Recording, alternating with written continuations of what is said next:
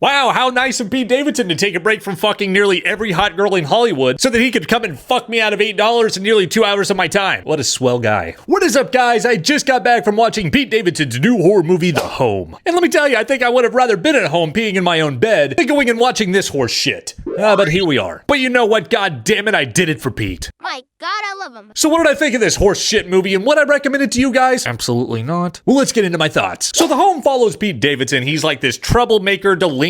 He's got like a dead brother or something like that. And his foster parents send him to this elderly home for like this summer job or whatever to maybe get his head on straight. And for the most part, everything starts off kind of cordial. I mean, everything looks like it smells like piss, but pretty normal so far. And the managers of the facility have a very specific set of rules for Pete Davidson. He's got to clean, he's got to, cook, he's got to wash stuff, but whatever you do not go on the 4th floor. Don't fucking do it, Pete! And what ensues from there is essentially the movie Get Out, but for people that want to feel like they got kicked in the nuts. It goes for this kind of cultish vibe where not everything that appears is what it seems to be, especially when it comes to the workers and the residents themselves. Everything is just completely off. And with this type of premise, it would not be hard at all to just make this like average at best. But would you believe me if I told you that the writing and the pacing is just utter horseshit? You ever play one of those video games where you're just walking around clueless, you have no idea what you're doing, and then the game just feels really bad for your sorry ass, so he just throws a character your way that tells you exactly what to do? There are so many of these within this movie that it's just outright hilarious. Pete Davidson starts getting a little bit of a weird vibe, but he doesn't really know what's going on or anything like that because he's just a regular foster kid that was just at his home a day prior. Now he's thrown into this situation. It's not like he's fucking Dick Tracy. He doesn't know where to look. But to combat that, what the director brilliantly does is throw in this one character for this one scene to be like, hey, Pete Davidson, this is my one and only appearance in this movie. I want to let you know you should look on the walls for clues and stuff like that at night, like night vision or whatever, and you'll see clues as to why this place is just absolutely hell and everything is just evil and whatnot. And